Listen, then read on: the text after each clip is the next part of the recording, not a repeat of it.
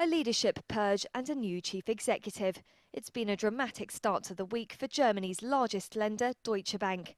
Briton John Cryan is taking the helm after the shock resignation of the group's co-chief executives, Juergen Fitschen and Anshu Jain, over the weekend.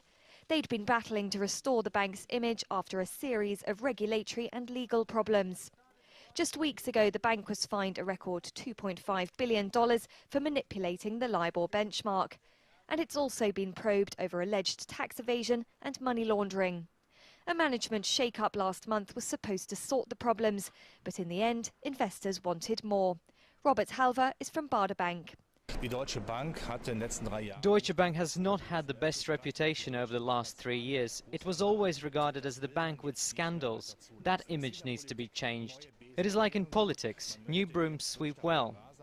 They don't want to continue with the old ways and the old figureheads. And also, very important, no more dual leadership. That does not make sense in the long run.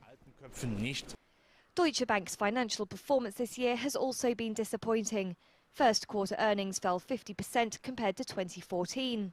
Cryan has already spent 2 years on the bank's supervisory board and was formerly at rival bank UBS. He'll take over at the end of the month and has his work cut out. Jane Foley is from Rabobank. The retail banking sector in Germany, that could be difficult. The wealth sector of the banking, well, it's not as strong as some of the Swiss banks, for instance. And of course, if we look at investment banking, well, again, regulation, difficult conditions perhaps mean that investment banking doesn't have the sort of climate that it's had in years gone by. For now, though, investors seem to welcome the news. Shares in the bank surged over 7% in early trade. But tackling the bank's business model to satisfy investors in the longer term could prove more of a challenge.